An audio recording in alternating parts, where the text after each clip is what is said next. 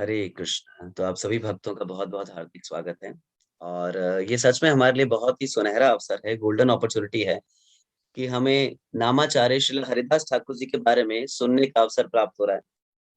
तो मुझे पता नहीं आप में से कितने डिवोटीज़ ऐसे जिन्होंने सारे सेशंस अटेंड किए हैं, पर जिन्होंने भी सारे सेशंस अटेंड किए हैं, सीक्वेंस में चल रहे हैं, निश्चित रूप से जब भी हम हरिदास ठाकुर जी के बारे में सुनते हैं, तो चाहे जितनी मर्ज़ी बार हम लोग सुन लें हरिदास ठाकुर जी के बारे में, बट जब भी हम हरिदास ठाकुर जी के बारे में सुनते हैं तो हमारा जो फेथ है, हमारी जो श्रद्धा है, नाम के प्रति, वैष्णव कल्चर के प्रति ये जो श्रद्धा है ये बहुत गुना बढ़ती है।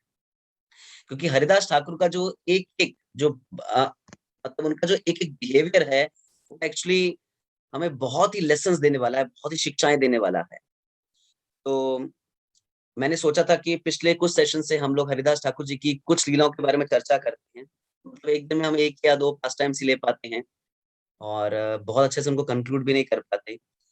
तो पिछले कुछ सेशंस में हमने हरिदास ठाकुर की कुछ पास टाइम्स ली, जैसे हरिदास ठाकुर के सामने जब वो लक्षा हीरा वैश्य आई और जो वो प्रोस्टिट्यूट आई थी, तो किस प्रकार से हरिदास ठाकुर ने उनसे डीलिंग की। या फिर काज़ी और नवाब ने जब हरिदास ठाकुर जी को अपने असेंबली में बुलाया and the way Haridas Thakur was embarrassed there, किस तरीके से उनको मतलब प्रताड़ना दी गई, उनको क्षति पहुँचाई गई, उनको हर्ट करने की कोशिश की गई। लेकिन एक भक्त का स्वभाव उसमें बहुत सुंदर तरीके से हरिदास ठाकुर डेमोंस्ट्रेट कर रहे हैं कि जो डिवोटी कृष्ण के प्रति अपनी डेडिकेटेड है, जिसकी डेडिकेशन कृष्ण के प्रति कंप्लीट है, ये छोटी-छोटी प्रॉब्लम्स, ये छोटे-छोटे ऑब्स्टैकल्स उसकी दृढ़ता में बाधा नहीं बन सकती। और अगर किसी व्यक्ति की दृढ़ता में बाधा पड़ रही है, तब वो शुरू-शुरू में तो बड़े डिटरमाइंड थे, लेकिन क्या छोटी-छोटी प्रॉब्लम्स आने से अब वो बहुत ही रिजर्व्ड हो गए हैं या फिर हम कहते हैं कि शेल में चले गए हैं। ना शेल में जाने का मतलब है कि he is there but he is not active. वो मतलब अपने एक शेल में चले जाता है। जैसे कछुआ होता है, तो वो कोई भी खतरा देखता है तो क्या करता है अपने हाथ-पैर सारे अपने शेल के अंदर ले जाता है। तो उसी प्रकार से जब भक्त हैं, कुछ ऐसी चीज़ देखते हैं जिसमें वो कंफर्टेबल नहीं है, तो क्या करते हैं वो शेल में चले जाते हैं, अपनी शेल में चले जाते हैं। तो क्या करते हैं वो डिवोटी से डीलिंग नहीं करते, बातचीत नहीं करते, सेवाएँ नहीं करते, पार्टिसिपेट नहीं करते। और अगर उनसे रीज़न्स और लॉजिक्स पूछे जाएँ कि क्या कारण है इसके पीछे का, तो कुछ खास उसके पीछे कारण नहीं होता। सिर्फ़ एक ही मुख्य कारण होता है कि somewhere their ego was not satisfied.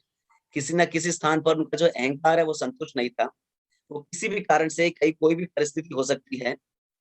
लेकिन हरिदास ठाकुर जी के जो बिहेवियर से हम लोगों ने सीखा कि हरिदास ठाकुर का जो बिहेवियर है, जो उनका स्वभाव था, it was non compromising. Generally देखा जाता है डिवोटीज़ के असेंबली में भी कि भक्त लोग ना देश, काल, पात्र, टाइम, प्लेस, सर्कमस्टेंसेस लगा के किसी भी चीज़ को, कोई भी नियम को, कोई भी भक्ति के अंग को तरोड़-मरोड़ देते हैं। और उसके पीछे कारण वो देते हैं कि जी देखो देश, काल, पात्र के हिसाब से करना चाहिए।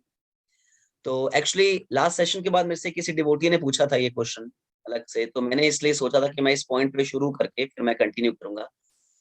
तो कई बार डिवोटी सोचते हैं जब हम बोलते हैं ना कॉम्प्रोमाइज़ करना और इन सब चीज़ों पे बात करते हैं, तो कहते हैं मुझे देश, काल, पात्र के हिसाब से थोड़ा एडजस्ट करना पड़ता है ना।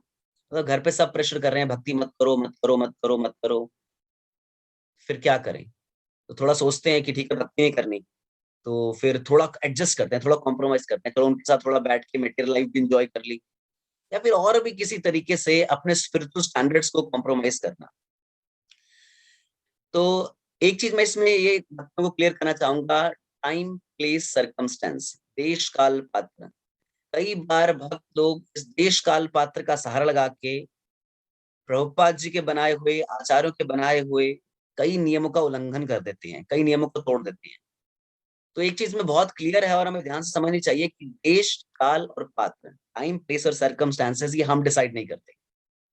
ये सिर्फ़ आचार्य डिसाइड कर सकते हैं। जैसे श्रील प्रभुपाद जी से पहले भक्ति सिद्धांत सरस्वती ठाकुर प्रभुपाद के समय सभी डिवोटीज़ 64 माला का जप करते थे। पर प्रभुपाद जी ने क्या किया? 16 राउंड्स 16 माला। प्रभुपाद ने जब देखा कि विदेशों में किस प्रकार से लोगों की स्थिति है और 64 माला करना, 8 घंटे जप में देना उनके लिए बहुत ज़्यादा है। तो प्रभुपाद ने क्या किया इसे कॉम्प्रोमाइज़ किया। श्रील भक्ति सिद्धांत सरस्वती ठाकुर प्रभुपाद ने जब देखा कि मतलब लोग डिवोटी से ना बहुत सा डीलिंग नहीं करते, क्योंकि क्या डिवोटी ने दाढ़ियाँ बढ़ाई होती हैं, बाल बढ़ाए होते हैं, है ना? वो बालों को धोते नहीं हैं, इसलिए उन्होंने क्या किया, क्लीन शेव, कुर्ता पहनना। उससे पहले लोग कुर्ता भी नहीं पहनते थे, कुर्ता पहनना शुरू किया उन्होंने। प्रीचिंग के लिए गाड़ी में बैठना शुरू किया उन्होंने, माताओं को दीक्षा देनी शुरू की। अब ये जो टाइम प्लेस सर्कमस्टेंसेस के हिसाब से प्रीचिंग में जो एडजस्टमेंट किया जाता है, इसका अधिकार सिर्फ आचार्यों के पास ही है। कोई भी व्यक्ति है ना, जो अभी 3 गुणों से संघर्ष कर रहा है, उसके पास ये अधिकार नहीं है वो टाइम पे सर्कमस्टेंसेस के हिसाब से किसी भी चीज को तोड़ मरोड़ दे। उनके पास ये राइट नहीं है। और हम अगर ऐसा करते हैं तो एक्चुअली हम अपनी इंडिपेंडेंस का गलत फायदा उठा रहे हैं। तो इस टाइम प्लेस सर्कमस्टेंसेस में हमेशा याद रखिए कि गुरु और आचार्य ये निर्धारित करते हैं कि टाइम प्लेस सर्कमस्टेंसेस के हिसाब से क्या ठीक है और क्या गलत है। हमें नहीं चाहिए कि अपने लेवल पर हम टाइम प्लेस सर्कमस्टेंसेस लगा के कुछ भी तरोड़ मरोड़ दें। देखिए प्रहलाद महाराज, उनकी लाइफ में कितना संघर्ष था। हालांकि उनको वो संघर्ष नहीं लग रहा था प्रहलाद महाराज को, क्योंकि उनकी जो कॉन्शियसनेस थी वो कृष्ण नाम में, कृष्ण से प्रार्थना करने में, उसमें एब्जॉर्ब थी। लेकिन फिर भी देखिए प्रहलाद महाराज को जब उनके पिता ने भर्त्सना करनी शुरू की, उनको हर्ट करना शुरू किया, तो प्रहलाद महाराज वो एक्सक्यूज दे सकते थे। और उनके पास देखिए अधिकार भी था एक्सक्यूज देने का, क्योंकि सामने कौन बैठे हैं, हिरण्यकश्यप।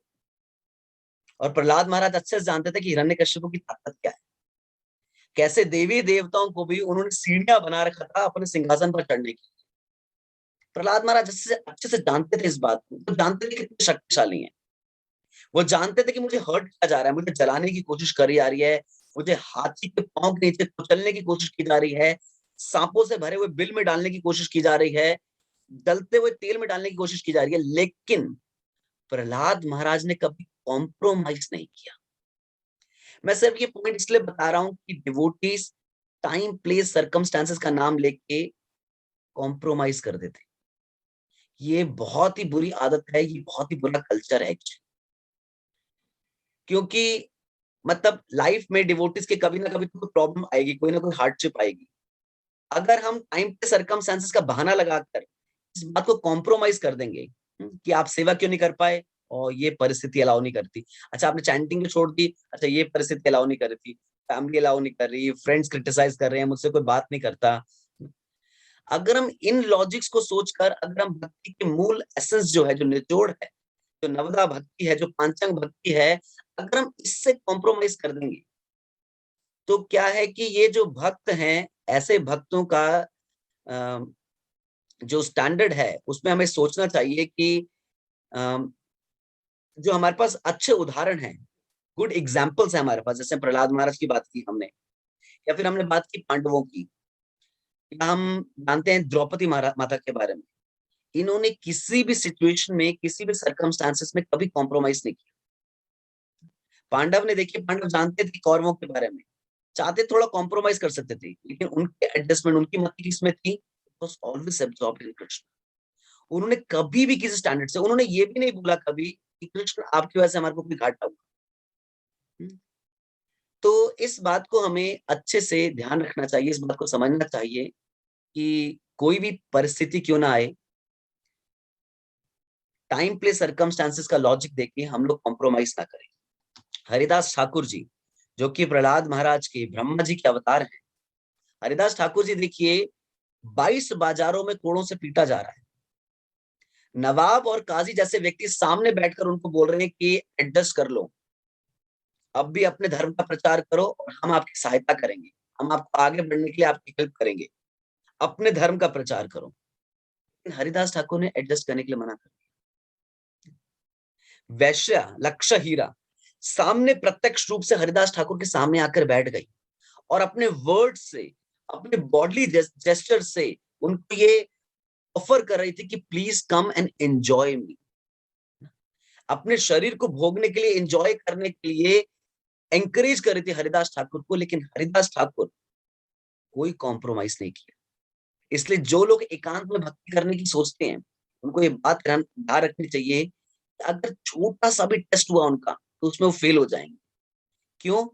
क्योंकि जो जो कॉम्प्रोमाइजिंग एडजस्टमेंट करने वाला हमारा नेचर बन गया है, इस कारण से हमें क्या है, हमेशा भक्तों की संगति में ही रहना चाहिए। क्योंकि भक्तों की संगति में हमें क्या है, प्रेरणा मिलती रहेगी, मोटिवेशन मिलती रहेगी, और हम कभी अपने बेसिक स्टैंडर्ड से कॉम्प्रोमाइज नहीं करेंगे। तो जैसे देखिए शौबरी मुनि का एग्जाम्पल आता है। शौबरी मुनि मुनि है मतलब ना, और आजकल के मुनि, जो पहले के मुनि थे वो आजकल के मुनि की तरह नहीं थे। और शौबरी मुनि की शक्ति देखिए कितनी होगी कि जल के बीच बीच में जाकर, पानी के बीच में बैठकर क्या कर रहे हैं, तपस्या कर रहे हैं। करना छोड़ो, सोचना भी असंभव होता है। पता है आप में किसी का एक्सपीरियंस हो ना हो, लेकिन कभी ऐसी जगह पर चले जाए ना जहां पर हम हल्का सा पानी के नीचे चले गए हैं, हल्का सा, कुछ सेकंड्स के लिए, तो व्यक्ति एकदम नर्वस हो जाता है, घबरा जाता है, उसकी सांसें चलनी बंद हो जाती है। सोचिए उस परिस्थिति में शौबरी मुनि क्या कर रही हैं, तपस्या कर रही हैं। लेकिन एकांतिकी हरिर भक्ति पातेव कल्पते। शौबरी मुनि ने क्या देखा, उनके सामने कोई वैश्य आके नहीं बैठी, कोई उनसे बात नहीं कर रहा था, कोई उनको डिस्टर्ब नहीं कर रहा था। क्या प्रॉब्लम थी, उन्होंने दो मछलियों को संबंध बनाते हुए, संबंध स्थापित करते हुए देखा, और इस पर शौबरी मुनि इतने विचलित हो गए कि वो जल से बाहर आए और उन्होंने राजा की 50 पुत्रियों से विवाह किया, और जो भी उनकी भक्ति थी, जो भी उन्होंने आज तक किया था, उन्होंने सब खत्म कर दिया। क्योंकि हमें याद रखना चाहिए कि हरिदास ठाकुर ही है, हम उनकी नकल नहीं मार सकते। देखिए हमने चर्चा की थी लक्ष्य हीरा वैश्य के बारे में। इनफैक्ट हरिदास ठाकुर जी के जीवन में बताया जाता है कि स्वयं माया देवी आई थी। पहले लक्ष्य हीरा वैश्य आई, और उसके बाद जब हरिदास ठाकुर उस स्थान से चले गए और जिस स्थान पर जाकर आप भजन करने लगे, उस स्थान पर माया देवी स्वयं आई थी हरिदास ठाकुर की परीक्षा लेने के लिए। माया देवी 3 दिन तक बैठी रही हरिदास ठाकुर के दरवाजे पर, इस प्रतीक्षा में कि आप अपना जप खत्म कर लीजिए और उसके बाद हम एंजॉय करेंगे, हम भोगेंगे शरीर को एक दूसरे के। लेकिन हरिदास ठाकुर जी का जो चैंटिंग था वो खत्म होने वाला नहीं था। तो जी जिन्होंने माया देवी को परास्त कर दिया, वो कोई साधारण भक्त नहीं है, उनके ऊपर भगवान की बहुत ही विशेष कृपा है। भगवान कह रहे हैं देवी है ऐसा गुणमयी हम माया दुरत्यया, जो मेरी माया शक्ति है इसको पार करना इम्पॉसिबल है, इम्पॉसिबल। लेकिन भगवान कह रहे हैं माम एव ये प्रपद्यन्ते मायाम एताम तरन्ति थे। वो व्यक्ति मेरी शरण ले लेता है, भगवान कह रहे हैं जो व्यक्ति मेरी शरण ले लेता है, श्री कृष्ण कह रहे हैं ऐसा व्यक्ति मेरी देवी शक्ति माया को भी पार कर पाता है। इसलिए जो कॉम्प्रोमाइजिंग एटीट्यूड है हमारा, इसमें हमें ये ध्यान रखना चाहिए कि देश काल पात्र का बहाना लगाकर हम कभी भी कॉम्प्रोमाइज ना करें भक्ति के बेसिक स्टैंडर्ड से। आज मैं 16 माला नहीं कर पाया क्योंकि ये था। अब आज मैं अपनी सेवाएं अच्छे से नहीं कर पाया क्योंकि ये था। इनफैक्ट कभी हम ऐसी प्रॉब्लम्स फेस भी करें तो हमें ये चाहिए कि उसको, उन प्रॉब्लम्स को हम एक बार डिस्कस कर लें, क्योंकि डिस्कस करने से कभी सीनियर्स के साथ ना अच्छे सॉल्यूशंस निकल आते हैं।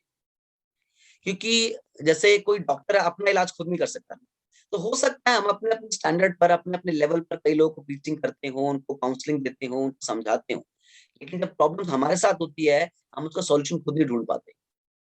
और अधिकांशतः केसेस में देखा जाता है जब हमारे साथ प्रॉब्लम्स होती है और हम उसका सॉल्यूशन निकालने की कोशिश करते हैं तो हम गलत डायरेक्शन में चले जाते हैं, हम गलत कंक्लूड कर देते हैं चीजों को, हम भक्तों के प्रति और अधिक नेगेटिव हो जाते हैं। Why, what is the reason behind it?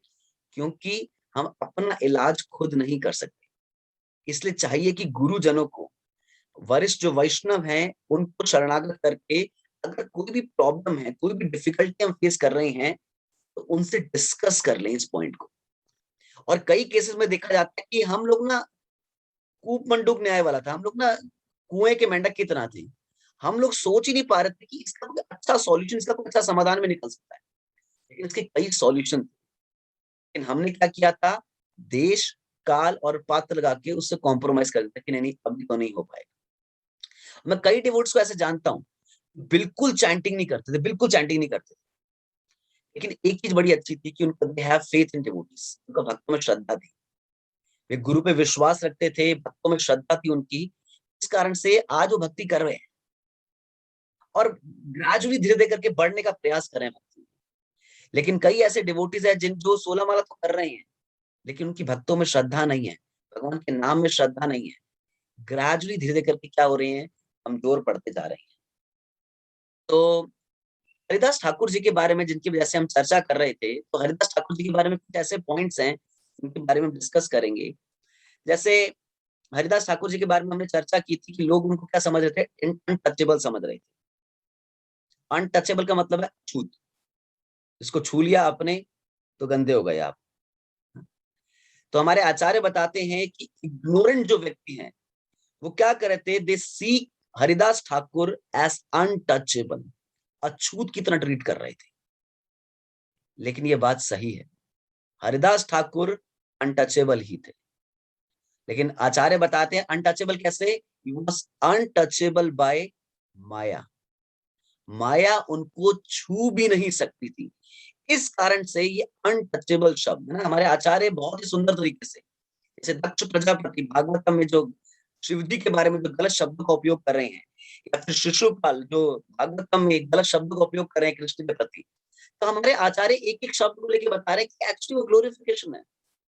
तो उसी प्रकार से हरिदास ठाकुर, क्योंकि उनको अनटचेबल करके संबोधित किया जा रहा है, लेकिन हरिदास ठाकुर के लिए बताया जाता है कि he was untouchable, but he was untouchable by maya.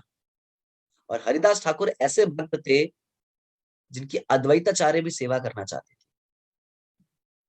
और चैतन्य महाप्रभु के प्राकट्य के कई कारण बताए गए, लेकिन उनमें से एक कारण हरिदास चैतन्य महाप्रभु के प्राकट्य का ये भी बताया गया कि जिस समय अद्वैताचार्य हुंकार भरते हुए ये प्रार्थना कर रहे थे भगवान से कि कृष्ण, अब तो देखिए इतना इतना दुष्प्रचार फैलता जा रहा है, अगर आप प्रकट नहीं हुए तो मैं आपका सुदर्शन लेके सबका गला काट दूंगा। तो गंगा जल से और तुलसी के दल से जब वो शालिग्राम शिला का स्नान करवा के ये प्रार्थनाएं कर रहे थे और भगवान को बोल रहे थे कि आप प्रकट होइए, बताया जाता है कि उसी समय सेम स्थान पर हरिदास ठाकुर भी, सेम स्थान ही थोड़ा सा दूर शांतिपुर से, हरिदास ठाकुर जी भी भजन कर रहे थे और भजन करते हुए भगवान से प्रार्थना कर रहे थे कि प्लीज आप प्रकट होइए और ये जो दुष्प्रचार फैल रहा है आप इसे खत्म कीजिए। तो चैतन्य महाप्रभु के प्राकट्य के कई कारण बताए गए हैं और उनमें से एक कारण ये भी है कि हरिदास ठाकुर ने भगवान का नाम जप करके भगवान को इनवाइट किया था। हरे कृष्णा कृष्णा कृष्णा हरे हरे, हरे राम राम राम हरे हरे। अब सेकंड देखिए, पहला लेसन था सीखने के लिए हमारे लिए इन चीजों में से कि हरिदास ठाकुर जो है अनटचेबल, वो अनटचेबल माया। सेकंड, नामे रुचि। नाम में रुचि कैसे किसी भक्त की पता लगती है? अभी देखिए, अगर कई लोग कहते हैं ना मेरी नाम में रुचि है, हम तो 16 माला का जप करते हैं, क्या होता है कि बाप दादा की ना जो इनहेरेंट प्रॉपर्टी थी, वो समहाउ प्रॉपर्टी आपको पता लगे, ये लाखों रुपए यहाँ पड़े थे, वो प्रॉपर्टी आ गई, कोई अच्छी जॉब आ गई, कहीं विदेश जाने का अवसर प्राप्त हो गया, तो क्या किया, नाम में रुचि को किया किनारे, कि नाम में रुचि बहुत होगी, उसको करो किनारे, अब हम क्या करेंगे, अर्न मनी, हम लोग पैसा कमाएंगे। नाम में रुचि, काम में रुचि कब बन गई पता भी नहीं लगा। बट हरिदास ठाकुर जी की लाइफ में देखिए बिल्कुल भी ऐसा नहीं था। हरिदास ठाकुर के नाम में रुचि कैसे पता लगती है, वो हर परिस्थिति में खुश थे, हर परिस्थिति में खुश थे और नाम जप कर रहे थे, चाहे उनके पास सब कुछ था तब भी, कुछ नहीं था तब भी। देखिए, जब काजी के द्वारा उनको मारा जा रहा था, पीटा जा रहा था, सब भर्त्सना कर रहे थे, तब भी उनका नाम चल रहा था। और ऐसी परिस्थिति जिस समय लोग उनकी भर्त्सना कर रहे हैं, कोई उनको पसंद नहीं कर रहा, उस परिस्थिति में भी हरिदास ठाकुर क्या कर रहे थे, भगवान का नाम जप कर रहे थे। He is happy if nothing और एवरीथिंग। इससे पता लगता है कि किसी व्यक्ति के नाम में रुचि है या नहीं, कि कुछ नहीं है तब भी जप कर रहे हैं, सब कुछ है तब भी जप कर रहे हैं। जैसे शिला प्रभुपाद जी जिस समय राधा दामोदर मंदिर के छोटे से कमरे में रहा करते थे, उस समय भी शिला प्रभुपाद जी का मुख्य उद्देश्य था कि मुझे अपने गुरु के वचनों का पालन करना है, मुझे अपने गुरु के ऑर्डर्स को फॉलो करते हुए प्रीच करना है। And he was only remembered the instructions of spiritual master Srila भक्ति सिद्धांत सरस्वती ठाकुर प्रभुपाद। और जिस समय श्रील प्रभुपाद जी के शिष्यों ने प्रभुपाद जी के बड़े बड़े महल, बहुत सुंदर सुंदर कमरे, क्वार्टर्स बनवाए, प्रभुपाद अपने उन महलों जैसे कमरों में भी थे। उस समय प्रभुपाद जी का उद्देश्य क्या था, किस तरीके से मैं अपने गुरु की सेवा कर सकता हूँ। श्रील प्रभुपाद कहते थे कि मुझे अपने राधा दामोदर के कमरे बहुत याद आते हैं, जहां पर मैं बैठ के क्या करता था, नाम जप क्या करता था। लेकिन उन कमरों में रहना मेरे लिए इंद्र तृप्ति है। क्यों? क्योंकि मेरे गुरु की इच्छा ये है कि मैं विदेश में जाऊं और प्रचार करूं। हैप्पी इफ नथिंग और एवरीथिंग। सब बहुत यश दे रहे हैं या सब कोई भी यश नहीं दे रहा, खुश है। सर्दी है या गर्मी है, कोई भी परिस्थिति है, खुश है। क्यों? क्योंकि नाम में रुचि है। He was absorbed in the names of Krishna, इसलिए he was very happy, very very very happy। तो इससे नाम में रुचि जो है वो पता लगता है कि व्यक्ति के पास कुछ है या कुछ भी नहीं है, सब कुछ है या कुछ भी नहीं है। वो व्यक्ति भगवान का नाम जपने में कभी कॉम्प्रोमाइज नहीं कर रहा। और मैंने कई बार डिवोट्स को बताया भी कि जो भी श्रील प्रभुपाद जी के शिष्य हैं, जो भी सालों सालों से नाम जप कर रहे हैं, वो एक ही चीज कंक्लूड करके बताते हैं अपने एक्सपीरियंस से कि जिस भी भक्त ने सुबह सुबह अपनी 16 माला की संख्या पूरी कर ली, ऐसा भक्त कभी भी भक्ति से डगमगाता नहीं है। लेकिन जिस भक्त का नाम पूरे दिन लटक रहा है और रात को 7 बजे, 8 बजे, 9 बजे, 10 बजे हम ये सोच रहे हैं कि नहीं नहीं अभी 6 माला बची हैं, 4 माला बची हैं, 8 माला बची हैं, 10 माला बची हैं, समहाउ और अदर मुझे एडजस्ट करना है, कॉम्प्रोमाइज करना है, आधा घंटा है मुझे उसमें 8 माला करनी है तो जल्दी जल्दी कर लेता हूँ थोड़ा। ऐसा भक्त कभी भी ना नाम में रुचि डेवलप नहीं कर पाए। तो क्या इनिशियली जब हम आते हैं, हम जैसे भी नाम लेते हैं चलता है, कोई बात नहीं। हम भी सबको बोलते हैं भक्तों को जैसे मर्जी कर लो, जो मर्जी कर लो, जैसे मर्जी कर लो, बस कर लो इस तरीके से। लेकिन ग्रेजुअली जैसे टाइम बढ़ता रहता है, भक्तों को चाहिए कि क्वालिटी जपा पे ज्यादा फोकस करें। क्वालिटी जपा means early morning chanting. Early morning chanting भक्तों के साथ बैठकर ध्यान से सुन के, डिवोटिस नहीं है, सामने तुलसी महारानी है, तुलसी महारानी के पास बैठ, सिंसियर एटीट्यूड, सिंसियर एफर्ट जरूर होने चाहिए जपा करने के लिए, अगर हम नाम अपराध से बचना चाहते हैं। अगर सिंसियर एटीट्यूड नहीं है, सिंसियर एफर्ट्स नहीं है, तो ग्रेजुअली ये देखा जाएगा कि वो जो भक्त है धीरे धीरे करके भक्ति में कमजोर पड़ता जाएगा। और ये इतना शनय होगा, इतना स्लो होगा, उसको पता भी लगेगा कि वो खत्म हो रहा है, लेकिन एक्चुअली वो खत्म हो रहा है, बिल्कुल खत्म होता जा रहा है भक्ति से।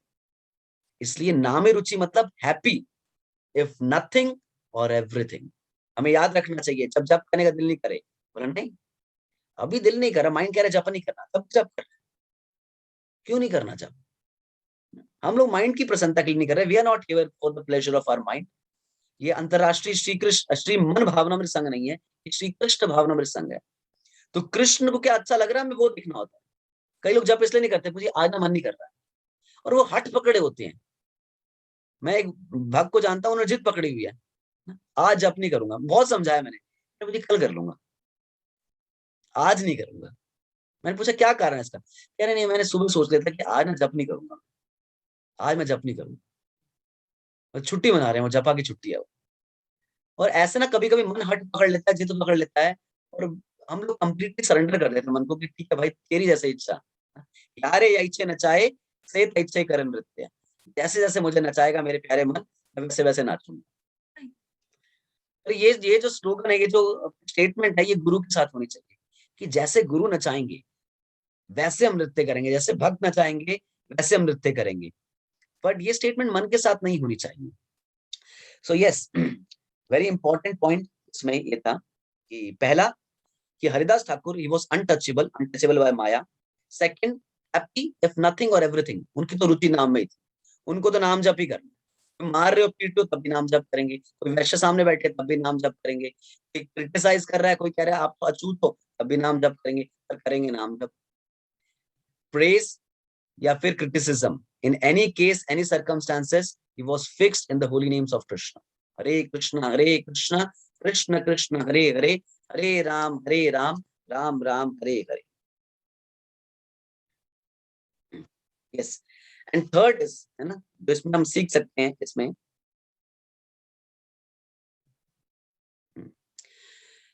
यस, इसमें कि देखिए इस भौतिक जगत का, मेटेरियल लाइफ का जो बीज है, सीड है ना, वो सेक्स लाइफ है। हर व्यक्ति का उद्देश्य अल्टीमेटली क्या है कि वो अपनी कामुक वासनाओं को पूरा कर सके। इनफैक्ट श्रील प्रभुपाद जी के लिए बताया गया, श्रील प्रभुपाद जी एक बार अपने कुछ भक्तों के साथ जा रहे थे, तो प्रभुपाद जी ने बड़ी बड़ी बिल्डिंग्स देखी। प्रभुपाद ने भक्तों से पूछा ये क्या? कुछ भक्त कह रहे प्रभुपाद बड़े बड़े स्काई स्क्रैपर्स हैं, प्रभुपाद इसमें बड़े बड़े लोग रहते हैं, बड़े अमीर लोग रहते हैं, बड़े लोग रहते हैं। प्रभुपाद ने बोला नहीं, ये जो व्यक्ति है ये अपने छोटी स्थान पर ईटिंग स्लीपिंग मीटिंग डिफेंडिंग नहीं कर पा रहा था, इसलिए ईटिंग स्लीपिंग मीटिंग डिफेंडिंग के लिए इसको बड़ा स्थान चाहिए था, लग्जरी प्लेस चाहिए। पर इसका हार्ड वर्क क्या है, इसका इंटेंशन क्या है, ये ही है। तो ये जो सेक्स लाइफ है ये हर व्यक्ति का मतलब हर व्यक्ति इसको इसको ना इसको इसको मतलब टॉप मोस्ट हैप्पीनेस समझा जाता है इस वर्ल्ड की, इस संसार की टॉप मोस्ट हैप्पीनेस। किसी को ये मिल गया, लोग सोचते हैं, बहुत ही तवादी लोगों के लिए बताया जा रहा है, लोगों को लगता है कि मतलब ये परम सुख प्राप्त हो गया उनको अगर कोई किसी को अपनी सेक्सुअल डिजायर्स को फुलफिल करने की अपॉर्चुनिटी मौका मिल गया। लेकिन हरिदास ठाकुर जी की इसमें बताया जाता है कि स्वयं माया देवी और वैश्या भी सामने आके बैठी लेकिन हरिदास ठाकुर डगमगाए नहीं। क्यों, क्या कारण है? श्रील प्रभुपाद जी बताते हैं, प्रभुपाद जी अपने स्टेटमेंट बता रहे हैं, no sex life means he is liberated.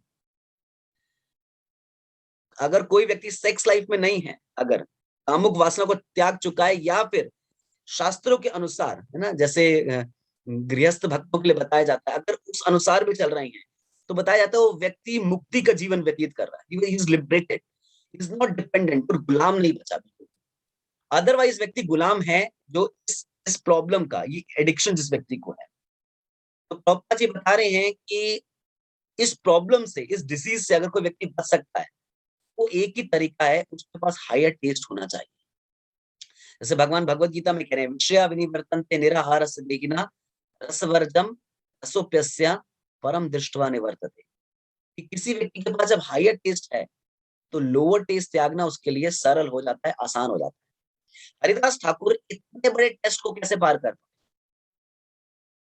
एक ही रीजन था, एक ही कारण था कि उनके पास हायर टेस्ट था। वो ये जानते थे कि भगवान के नाम में जो टेस्ट है, जो स्वाद है, वो सेक्स लाइफ में नहीं है।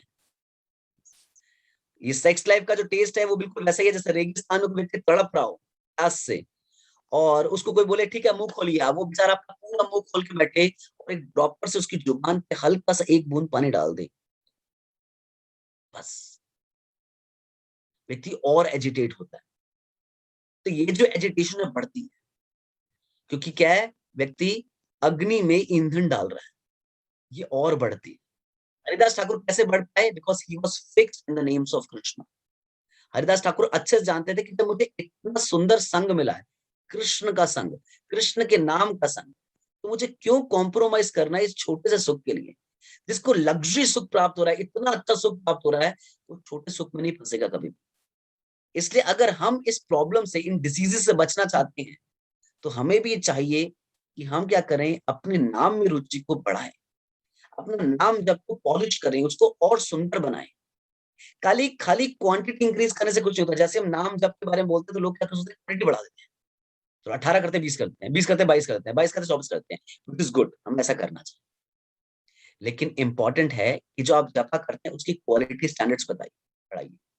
क्वालिटी स्टैंडर्ड मतलब जपा करते समय कोई कॉम्प्रोमाइज नहीं करना।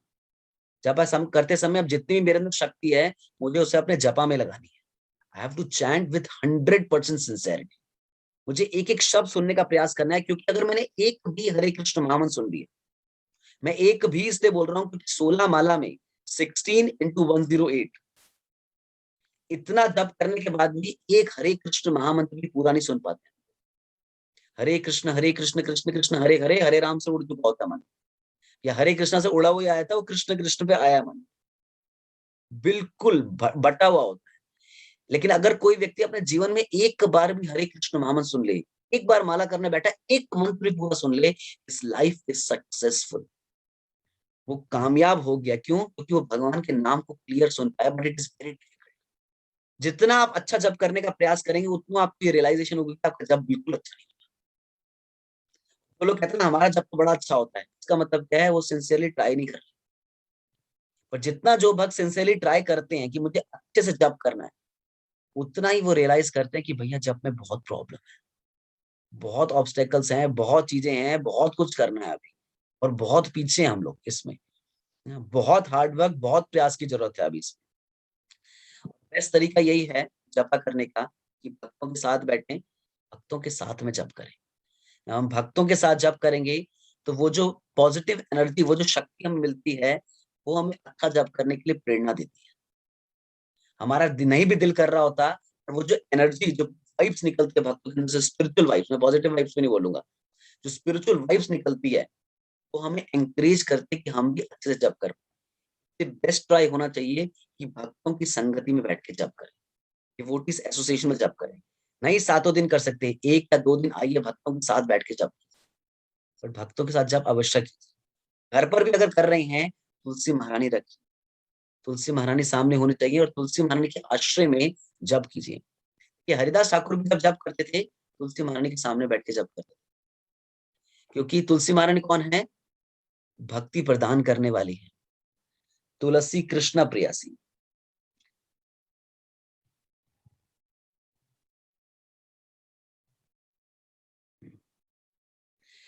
अब देखिए, कोई व्यक्ति सोचेगा कि हरिदास ठाकुर के नाम में इतनी रुचि थी, और हम लोग ये डिस्कस ही कर रहे हैं कि नाम में रुचि नहीं होगी अगर हमारी, तो लोअर टेस्ट को त्यागना बड़ा मुश्किल है। दुबई सोच रहा था कि नाम में रुचि कैसे उत्पन्न होती है, मतलब क्या ऐसा कर लेंगे हम लोग से नाम में रुचि उत्पन्न हो जाएगी।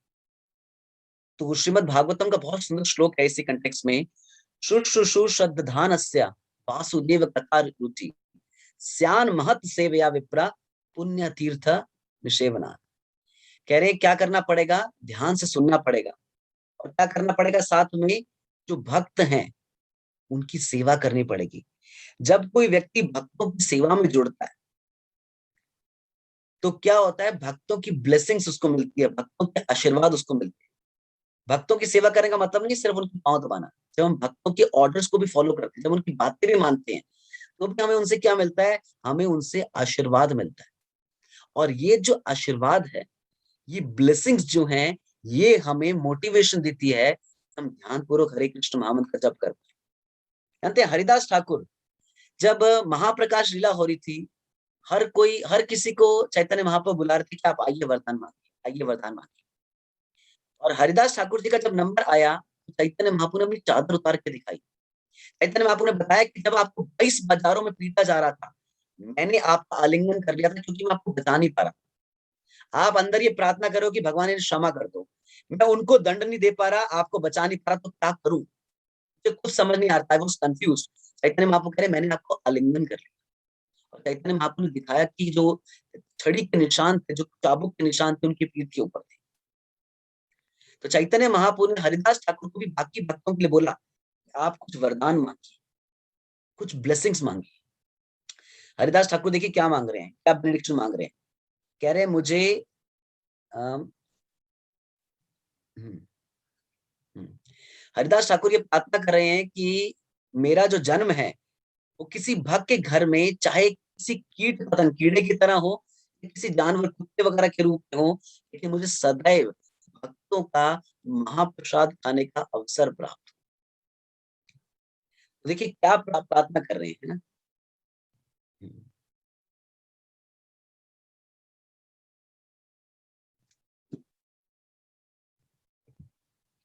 Yes, we have so much to say, लेकिन हमें थोड़ा कट शॉर्ट करना पड़ेगा चीजों को, क्योंकि टाइम हमारे पास कम है।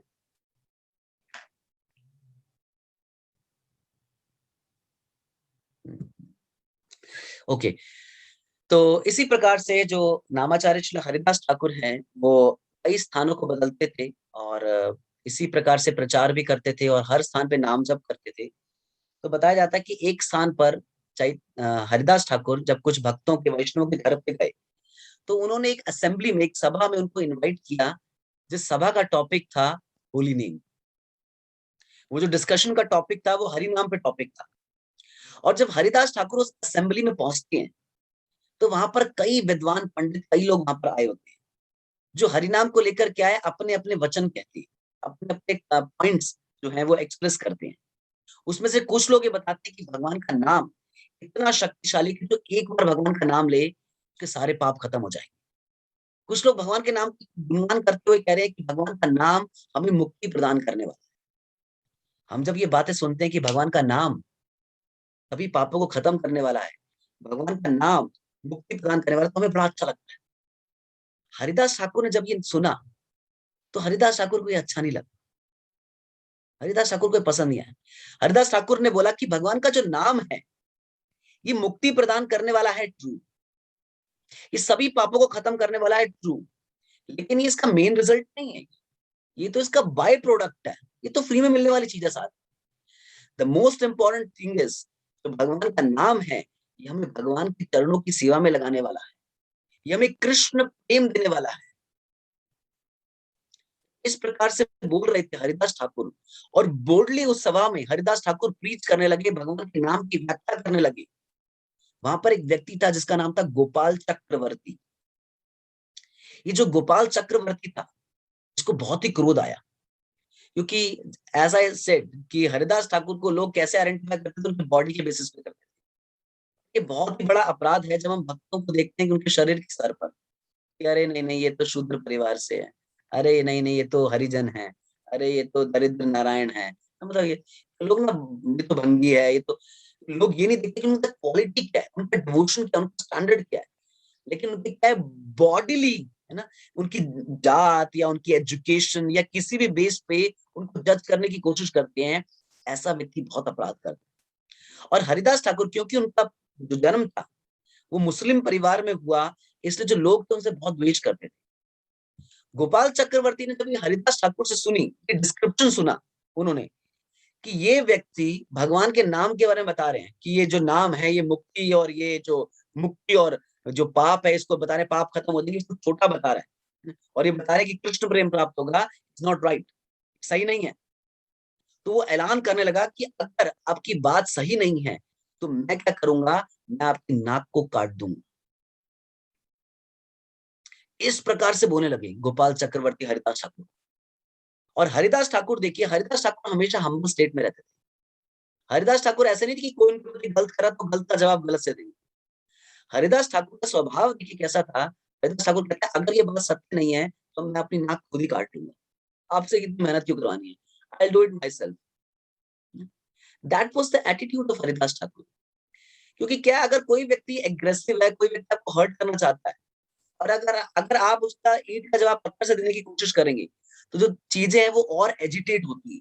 इससे प्रीचिंग का भी नुकसान होता है और हमारी भक्ति का भी नुकसान होता है। इसलिए ये कार्य हमें नहीं करना चाहिए। जो चैतन्य महापुर हमें ऑर्डर्स दिए हैं, है ना, कि हमें क्या करना है, सहनशील बनना है। तो उन सिचुएशन को, उन सर्कमस्टांसेस को हमें सहने का प्रयास करना चाहिए। कभी कभी हमें लगता है कि नहीं नहीं, ये तो ना मेरे सहने की बाधा से दूर हो गया, तो ठीक है, हमारे पास गुरु हैं, हमारे पास सीनियर वैष्णव्स हैं, उनसे डिस्कस कर लीजिए, अनकंफर्टेबल भी है, बट जो सॉल्यूशन देते हैं उसको एक्सेप्ट कीजिए। क्योंकि हमेशा एजिटेट होकर कोई समाधान निकाला नहीं जाता।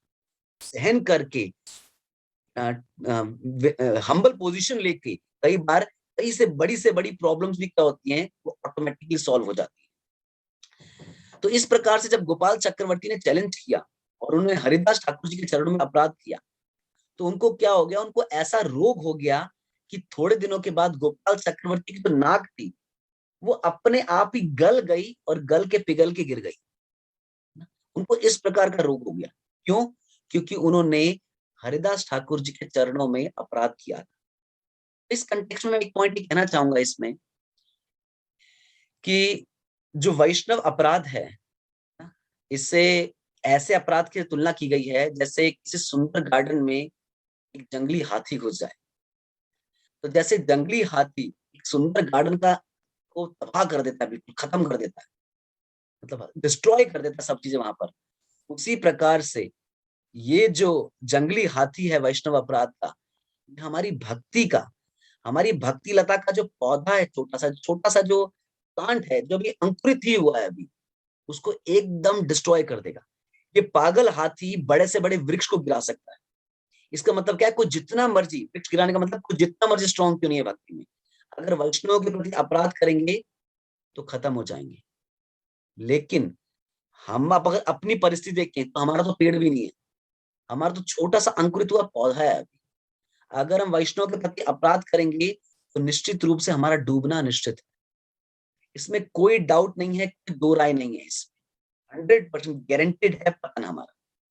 सिर्फ ध्यान रखना चाहिए जब हम भक्तों के बीच में डीलिंग्स कर रहे हैं, कई बार सहन करना पड़ता है, कई बार बड़ा एटीट्यूड दिखाना पड़ता है, छोटा दरिद्र व्यवहार से, अपने अपने, है ना, नीच व्यवहार से हम लोग वैष्णव का दिल नहीं जीत सकते, उसके लिए हमें बड़ा कार्य करना पड़ता है। बड़ा कार्य क्या है? कोई आपके प्रति गलत कर रहा है, tolerate it, be in a humble state of mind. ये हमेशा विचार रखिए कि ये भक्त आपको गलत नहीं बोल रहे, ये आपको कुछ शिक्षा देने की कोशिश कर रहे हैं। Take good lessons from it. ये बात समझिए कि ये जो प्रॉब्लम मेरे साथ आ रही है, कोई मेरे साथ गलत कर रहा है, इसके पीछे मेरे बैड कर्मा से, ये तो इस भक्त के थ्रू मुझे मिल रहे हैं, वो भी कृष्ण की कृपा से बहुत ही डिस्काउंटेड रेट पे मिल रहे हैं मुझे कोई बहुत मेहनत नहीं करनी पड़ रही, भगवान बहुत थोड़े से मेरे सारे कर्म खत्म कर रहे हैं। ये बात सोचकर एक भक्त अपना बड़प्पन दिखा सकता है भक्ति में। और अगर कोई व्यक्ति नीच व्यवहार अगर अपना शो करने की कोशिश करता है, तो ऐसे भक्त को भगवान खुद बर्दाश्त नहीं करते। ऐसे भक्त का या तो मन खराब हो जाएगा, वो खुद भक्तों के संग से दूर हो जाएगा, कोई ना कोई परिस्थिति ऐसी बन जाएगी, फाइनेंशियल प्रॉब्लम, हेल्थ प्रॉब्लम, कोई भी प्रॉब्लम ऐसी बन जाएगी, लेकिन वो डिवोटीज एसोसिएशन से दूर हो जाएगा। तो ध्यान रखिए, ये जो वैष्णव अपराध, हालांकि मैंने वैष्णव अपराध पे पूरी 6-7 डेज की सीरीज ली हुई है, तो जो लोग उसको डिटेल में सुनना चाहते हैं उसमें से सुन सकते हैं। लेकिन इन शॉर्ट, ये जो हाथी मत्था अपराध है, ये जो वैष्णव अपराध है, इसके प्रति हमें बहुत ही सावधान रहना चाहिए और हमेशा इस परिस्थिति में रहना चाहिए कि एज मैक्सिमम एज पॉसिबल हम टॉलरेट करें, हम सहन करें। तो इस प्रकार से जो गोपाल चक्रवर्ती थे, उनको दंड मिला, उनको सजा मिली। और कुछ पढ़ के आपको बताना चाहूंगा थोड़ा सा। यस, देखिए बहुत सुंदर बताया जा रहा है कि अगर वैष्णव के प्रति अगर हमारी रॉन्ग मेंटालिटी आती है, तो इससे हम कैसे ओवरकम कर सकते हैं। बता रहे हैं, meditating on and trying to be the servant of the Vaishnavas is an additional and important remedy in curing an offensive mentality. इस चीज में बता रहे हैं, meditating on and trying to be the servant of the Vaishnavas. इसी पे विचार करना हमेशा, पहली चीज, मैं भक्तों का दास हूं। एंड ट्राइंग टू बी, कोशिश भी करना, मतलब वैष्णव की सेवा करने का प्रयास भी करना। Trying to be the servant of the Vaishnavas is an additional and important remedy in curing an offensive mentality. कभी मन से हम बहुत ही ऑफेंसिव मेंटालिटी में आते हैं, तो अपने आप याद दिलाना चाहिए कि मैं दासों का दास हूं। I am servant of Vaishnavas, because a servant will show respect to all and humbly serve the Vaishnavas. क्योंकि ये क्या है, एक जो सेवक है, सेवक को कभी कभी मालिक डांट पीटता है, गलत बात की उल्टा करता है, चुपचाप टॉलरेट करता है। और आप में से देखो, अगर जो लोग जॉब करते हैं या फिर एम्प्लॉयज, मतलब किसी के अंडर अगर काम करते हैं, तो हम जानते हैं कि कितनी बार बॉस की गलत बातों को सहना पड़ता है। तो एक तो ये जो स्टेटमेंट भी है ना, बॉस इज ऑलवेज राइट, तो ये लेके चलना पड़ता है, बॉस इज ऑलवेज राइट। तो चाहे गलत भी बोल रहे हैं, but boss is always right. चाहे मुंह पे हमें पसंद नहीं आ रहा, बहुत ही जीवन में तो हम पीछे से गाली भी दे देते हैं लोग, बट स्पिरिचुअल लाइफ में ऐसा नहीं। तो बता रहे हैं कि because servant will show respect to all and हम भी सर्व द वैष्णव, क्योंकि सेवक जो सर्वेंट है वो क्या करेगा, हमेशा सेवा करेगा। सर्वेंट का काम है सेवा करना, तो सेवा करता रहेगा। इसलिए हमेशा इस मेंटालिटी में रहना चाहिए कि मैं दासों के दासों का दास हूं, I am servant of Vaishnavas. हमेशा इस मेंटालिटी में रहना चाहिए। और बता रहे हैं, he will not think he is very important. देखिए, दूसरी ऑफेंसिव मेंटालिटी का कारण क्या है, व्यक्ति सोचता है कि मैं बहुत इंपॉर्टेंट हूं, मैंने बहुत सेवाएं की हैं, मैं बहुत अच्छा हूं, मैं ये करता हूं, मैं ये करता हूं ना। वो अपने अंदर से इतना भरा बैठा है अपने गुणगान सोच सोच के, कि वो अब किसी को रिस्पेक्ट नहीं दे पाता। साथ में क्या करना चाहिए, he will not think he is very important. ये नहीं सोचना चाहिए मैं बहुत इंपॉर्टेंट हूं, मैं बहुत महान हूं। He simply thinks how he can be a better servant to the devotees. हमेशा ये सोचता है कि कैसे वो विष्णु का एक अच्छा सेवक बन सकता है। This mentality will remove the tendency to commit offenses as well as help to mitigate those offenses inadvertently or unconsciously committed। बता रहे सबसे पहला तो ऐसा होगा कि इस मेंटालिटी से व्यक्ति की, अगर कोई व्यक्ति हमेशा अपने आप को भक्तों का सेवक के रूप में देखता, मैं तो सेवक हूँ, इसने मुझे गलत भी बोला, मैं तो सेवक हूँ, आई एम सर्वेंट। गलत बोला क्या होगा, मालिक नौकर को कुछ भी गलत बोल सकता है। ओके, अगर इस मेंटालिटी में रहते हो तो बता रहे दो चीजें बड़ी अच्छी होती है इसमें। सबसे पहले ऑफेंसिव मेंटालिटी खत्म हो जाती है भक्तों के प्रति। तो दास हूँ, कुछ बात हो, मैं तो दास हूँ। दास को एक लाइन गलत बोल दी, मालिक ने क्या हो गया, चल तो मेरी भक्ति इन्हीं के आशीर्वाद से रही है ना, बोल दी एक लाइन, दैट्स ओके। पहली चीज। सेकंड, अगर अनकॉन्शियसली भी अगर हमारे से अपराध हुए हैं पहले, ये अपराध भी खत्म हो जाते हैं। देखिए, सच अ वंडरफुल थिंग। तो ये जो मेंटालिटी है, हमेशा इस मेंटालिटी में रहना चाहिए।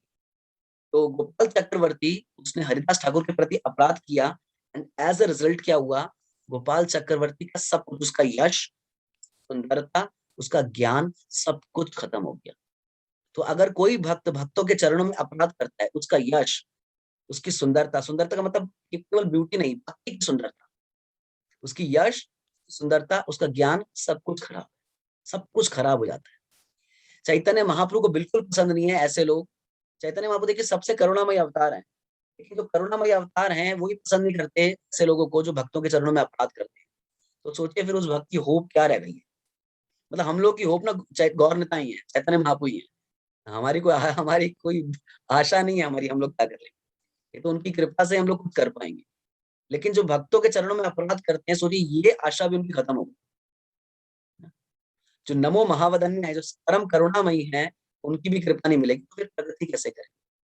इसलिए जीवन में कुछ चीजें सहो और भक्तों के संग में रहो।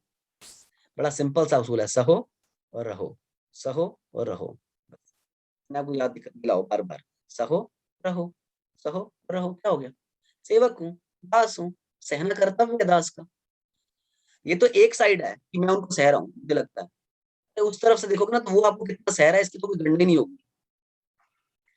हमारा जो बिहेवियर है वो कौन सा बड़ा परमहंस महाभागवत वाला है, जो हम बड़ा सज्जन बिहेवियर करते हैं। हमारे एंगल से देख, उनके एंगल से देख लिया ना अगर, तो हमारा व्यवहार तो बताने लायक भी नहीं था फिर। तो इसलिए one needs to be very attentive, very cautious in dealing with devotees, very careful. और हमेशा इस मेंटालिटी में रहिए, जैसे बता रहे हैं कि मैं भक्तों का दास हूँ, मैं भक्तों का सेवक हूँ। I am servant, I am their servant, उनका दास हूँ मैं। तो यस, बस अब कुछ पार्ट हम लोग धीरे धीरे करके हम लोग स्किप करके कुछ पार्ट्स ले रहे हैं इसमें। अब हरिदास ठाकुर जब जगन्नाथपुरी में थे और किस प्रकार से हरिदास ठाकुर ने डिपार्ट किया इस वर्ल्ड को, इसके बारे में जो डिस्कशन है वो हम अपने नेक्स्ट सेशन में करेंगे, लास्ट कंक्लूडिंग सेशन में। So thank you very much. अगर किसी के कोई एक दो क्वेश्चन है तो हम एक दो क्वेश्चन ले सकते हैं। Hare Krishna. Yes prabhu, Hare. For everyone drops off, make just quick 30-second की announcement कर लो। जी जी बिल्कुल, प्लीज। Right, so हमारा जो upcoming program है, let me share it quickly.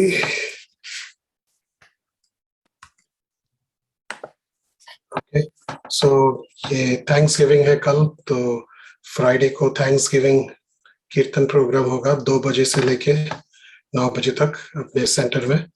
तो जो लोग नए पहली बार आ रहे हैं अगर, तो just बता दें आपको, 2 to 9 p.m. on Friday the 26th, Thanksgiving कीर्तन programme. And then next Sunday को His Grace हरिनाम आनंद प्रभु क्लास देंगे भगवद गीता के ऊपर। और बाकी सब जो इन्फॉर्मेशन है वो हमारे वेबसाइट से आप ले सकते हैं, iskonvargun.org।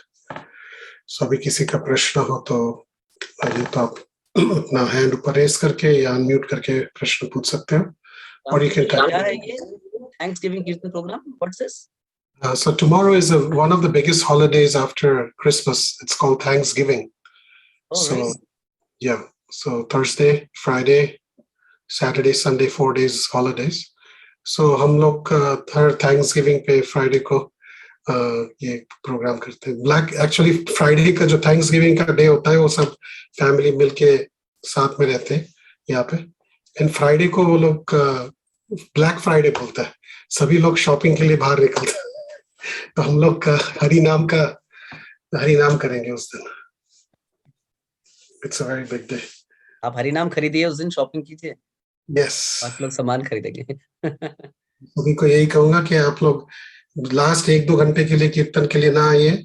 एक संकल्प लीजिए कि हम 6 घंटा, 7 घंटा, 8 घंटा लगातार कीर्तन में बैठेंगे, उसका सेवा करेंगे। Nice. Okay, anyone has any questions, please feel free to unmute and ask. आज सब संतुष्ट हैं। सब संतुष्ट हैं।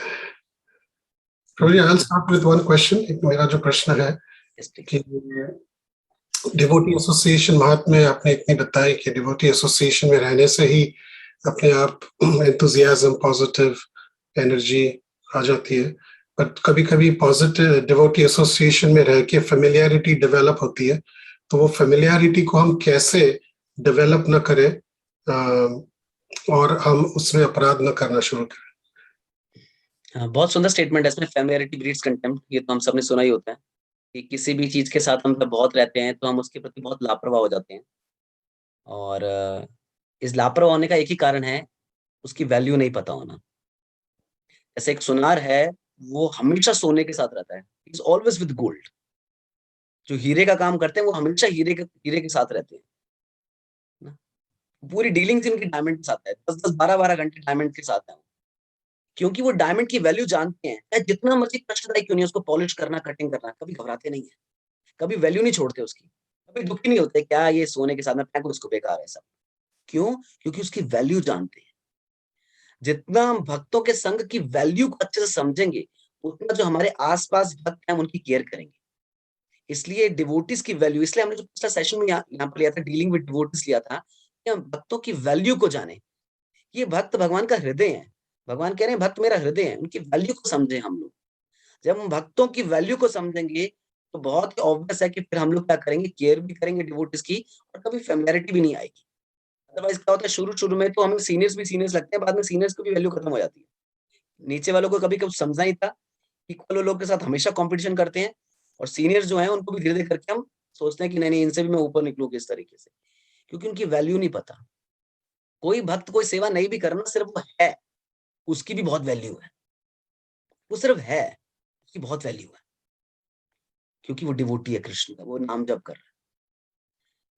इसलिए जो ग्लोरिफिकेशन है डिवोटिस का, है ना, उसको हमेशा याद रखना चाहिए, और हमेशा इस बात को अपने आप को रिमाइंड करवाना चाहिए कि साधु भगवान को बहुत प्रिय है, भक्त भगवान को बहुत प्रिय है। साधु का मतलब खाली प्रभु नहीं, माता जी हो, प्रभु हो, बच्चे हो, जो डिवोटिस हैं, everybody is very important because they are dear to Krishna. Prabhupada कहते थे, इफ यू, एक बहुत प्रभुपाद स्टेटमेंट कोट करते थे, प्रभुपाद कहते थे समाज, भौतिक समाज में क्या होता है, if you love me love my dog. अगर मतलब इसका मतलब ये कि अगर कोई व्यक्ति मेरे खुद से प्रेम नहीं करता तो मेरे से प्रेम नहीं करता। तो अगर कोई भक्तों से प्रेम नहीं करता या भक्तों के साथ सही व्यवहार नहीं करता, तो इसका मतलब कृष्ण से प्रेम भी नहीं करता और कृष्ण के साथ भी सही व्यवहार नहीं करता। और वो व्यक्ति भगवान की नजरों में अच्छे नंबर नहीं लेके जाता, वो भगवान की नजरों में फेल है। तो जब इतनी सेवाएं करके फिर फेल होना, तो अपने आप को सुधार ही ले थोड़ा, बस। तो इसलिए द पॉइंट इज, किसी भी चीज की अगर वैल्यू नहीं पता होती तो हम फैमिलियर होते हैं उसके साथ। वैल्यू पता होनी चाहिए, नंबर 1। सेकंड, कभी भी भक्तों के बीच में हमें जब भी आए तो हम फिक्स होने चाहिए कि मुझे क्या क्या करना है। कभी भक्तों के बीच में पहुंच जाते हैं, पता नहीं होता क्या करना है, क्या बात करनी है, क्या है, फिर फिजूल की इधर उधर की बातें करते हैं। इस कारण से ना, वो जो एसोसिएशन है, वो डिवोटी एसोसिएशन से कार्मिक एसोसिएशन बन जाता है। तो फिर वो जो फिर कार्मिक मेंटालिटी भी आ जाती है, नीचा दिखाना, अपराध करना, गलतियां देखना, क्योंकि क्या आपने बातें बीच में वैसी की है। तो हमेशा फोकस्ड रहना चाहिए। I am coming in assembly of devotees, भक्तों के बीच में आ रहा हूँ, मुझे पता है कीर्तन में रहना, मुझे भगवान के दर्शन करने हैं, भक्तों से हरि कथा चर्चा करनी है, भक्तों के साथ प्रसाद पाना है, भक्तों के साथ नाचना है। तो जो ग्राम्य कथा है, जो अमंग डिवोटीज, जो प्रजल्पा है, ये बिल्कुल नलीफाई होनी चाहिए, ये नहीं होनी चाहिए, क्योंकि ये उत्पात मचाती है। हमें लगता है हम भक्तों का संग करें, पर हम भक्तों का संग कर ही नहीं रहे होते। तो एक इस पॉइंट को ध्यान रखें कि भक्तों के बीच में प्रजल्पा, ग्राम्य कथा बिल्कुल नहीं रहे, नंबर 1।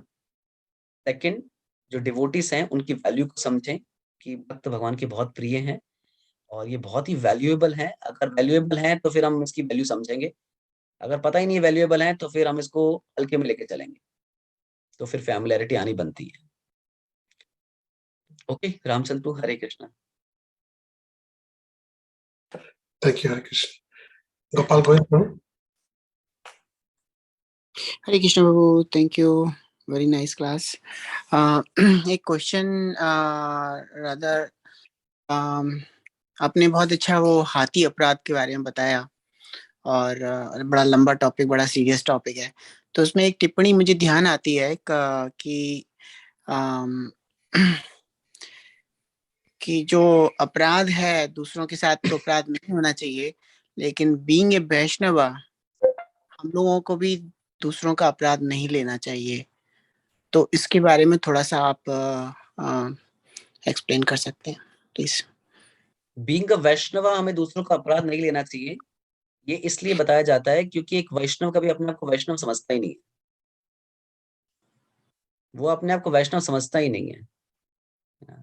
अपराध किसी के वो लेता है जो सोचता है कि मैं बहुत बड़ा वैष्णव हूँ, इसने मेरे प्रति अपराध किया, ये भक्ति में बच नहीं पाएगा, इसका कुछ नहीं हो पाएगा, इसने हाथी मत का अपराध किया। तो एक भक्त कभी अपने आप को वैष्णव समझता ही नहीं है। वो हमेशा ये सोचता है कि नहीं नहीं, मैं तो नगण्य हूँ, मैं तो तुच्छ हूँ। तो वो अपने आप को वैष्णव समझता ही नहीं है, इसलिए अपराध लेता ही नहीं है कभी भी। नंबर 1। सेकंड, वो अपराध नहीं लेता, इसका मतलब ये नहीं कि बाकी लोग अपराध करेंगे। शास्त्र ये कहते हैं कि एक भक्त जितना फॉरगिव लेके चलता है, करता है भक्तों को, उतना ही भगवान उस पॉइंट को सीरियसली लेके चल रहे होते हैं। इसलिए बताया जाता है कि भक्त अपराध नहीं लेते, लेकिन भक्तों की जो चरणों की धूल है वो अपराध ले लेती है। क्योंकि वो धूल कृपा करने वाली है ना, कृपा तो वहीं पर ही है भक्तों के चरणों में। वो जो कृपा है वो अपराध ले लेती है, और फिर उस व्यक्ति को जिसने अपराध किया उसको कृपा कभी नहीं मिलती। इसका मतलब ये नहीं कि हम देख रहे हैं कि कोई भक्त अपने आप को बड़ा दीनहीन समझ रहा है तो हम उसके साथ कुछ भी करते रहे। एंड यस, अगर किसी भक्त से, थर्ड पॉइंट इसमें, अगर किसी भक्त से अगर कोई क्षमा मांगते हैं, किससे मान लो गलती हो गई और कोई क्षमा मांगे अगर, तो उन डिवोटी को चाहिए कि तुरंत क्षमा कर दें, तुरंत क्षमा कर लें, तुरंत, इमिडिएटली। अगर किसने आपके पास आके बोला कि आई एम सॉरी, मेरे से गलती हो गई थी, आपको लग रहा है आर्टिफिशियली भी बोल रहा है, ऊपर से बोल रहा है, तुरंत क्षमा कर दीजिए। क्योंकि अगर हम क्षमा नहीं करते तो भगवान इस बात को अच्छा नहीं लेके चलते। बस, वैष्णव कभी इतना हार्श नहीं हो सकता। तो किसने बड़ी से बड़ी गलती भी की है, क्षमा मांगी, खत्म, खत्म, बिल्कुल। बस उस बात को रखना अंदर, उसके प्रति प्लॉटिंग करना, प्लानिंग करना, पीछे से उसकी निंदा करना, बोलना नहीं तो दिखावा करा था ना, ये हमारे काम नहीं है। This not our work. तो इसलिए डिवोटिस को ध्यान देना चाहिए कि अगर किसी भक्त ने आपसे क्षमा मांगी, गलती उससे हो गई, गलती किससे नहीं होती, गलती हम सबसे होती है। और अगर किसी भक्त ने आपसे क्षमा मांगी, इमीडिएटली क्षमा कर दो, इमीडिएटली, इमीडिएटली क्षमा कर दो। कोई आपके पास आया, उसने क्षमा मांगी, क्षमा कर दो। अगर कोई आपके पास नहीं भी आया, डोंट थिंक कि उसने आपके प्रति अपराध किया। कुछ चीजें कृष्ण के ऊपर छोड़ दीजिए, कृष्ण मैनेज करेंगे उसे और अच्छे। हम ये मत सोचें कि भगवान कृष्ण उसको दंड देंगे, अपराध देंगे भगवान, उससे नरक में सड़ेगा, वो जलेगा, उसने मेरे प्रति अपराध किया है, बचेगा नहीं वो। हमारे को क्या करना है सब चीज सोच के? हम कृष्ण के दास है, माया के दास है। हम कृष्ण की टीम में, माया की टीम में। हमारा काम लोगों को भक्ति से जोड़ना है, लोगों को भक्ति से तोड़ना है। इसको ध्यान रखना चाहिए। बस। एक भक्त कभी अपने को वैष्णव समझता, लेकिन किसी ने क्षमा मांगी तो तुरंत अपराध करते हैं, नहीं नहीं भैया मैं तो दास हूँ, है ना।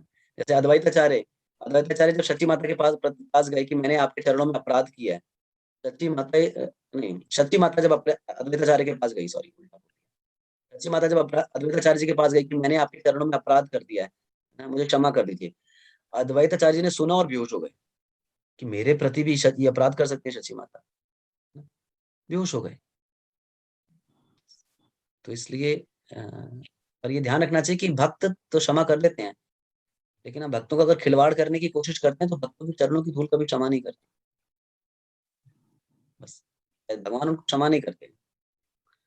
लेकिन अगर किसी भक्त के पास हम क्षमा मांगने के लिए गए हैं और अगर उन्होंने मेरे को बोला निकल जाए यहाँ से तो चलेगा, चुपचाप प्रणाम करो, क्षमा मांगो और वहां से चले जाओ।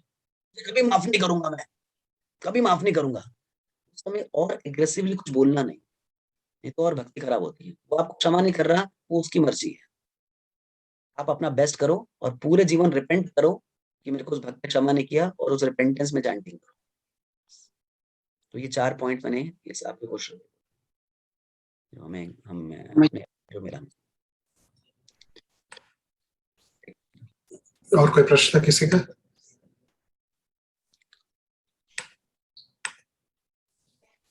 प्रभु जी, यही लाइन में एक और एक प्रश्न है कि जब कोई डायरेक्टली वैष्णव अपराध न करे, बट हम देखते हैं कि कोई दूसरा भक्त है जो पूरे कम्युनिटी में कुछ ना कुछ अपराध, या कोई भक्त को पकड़ के नैरो डाउन करके सभी को जाके उसी के बारे में बोलते रहे, या किसी की निंदा करे, या कोई, तो उसको भी सुनते रहना, वो भी वैष्णवी अपराध होता है। and trying to keep good relations with them, because हमको उसके साथ रिलेशन नहीं करना, लेकिन हम तो कुछ नहीं बोल रहे, लेकिन सुन लेते हैं सब कुछ। and over time what happens is हमें भी वो seeds वो अंदर हमारे अंदर भी आ जाते हैं हार्ट में। वैसे हमने इसे 1-2 सेशंस पहले डिस्कस किया था इस पॉइंट को हमने, कि हरिदास ठाकुर से पूछा गया था जब कि आपको इतने दंड क्यों मिले, तो उन्होंने बोला क्योंकि मैंने भक्तों की और भगवान के नाम की निंदा सुनी थी, मुझे दंड मिला। तो सुनने से भी अपराध लगता है, ऐसा नहीं अपराध नहीं लगता, और एक अपराध विचार बन जाता है, उस भक्त के प्रति जजमेंट मेंटालिटी बन जाती है हमारी। हालांकि उस भक्त ने हमारे प्रति कभी कुछ गलत नहीं किया, लेकिन हम उसको वैसे लेके चल रहे थे कि हाँ ये है तो ऐसा ही, हाँ वो लोग ने बताया था ऐसा ही है, और कभी उस भक्त ने एक फ्रैक्शन भी कभी कुछ ऐसा कर दिया तो हम लोग तैयार होते हैं उसमें पिन पॉइंट करने के लिए हमेशा। लेकिन ऐसे केसेस में जरूरी नहीं है कोई आपके पास आके सुना देगा,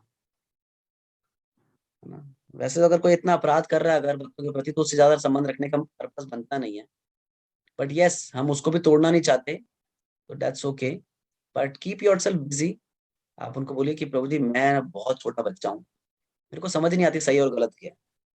तो आई थिंक अगर आप टेम्पल प्रेसिडेंट से या किसी सीनियर डिवोटी से डिस्कस करेंगे ना इसके बारे में, तो अच्छा होगा, आप अच्छा सॉल्यूशन मिल जाएगा इसका।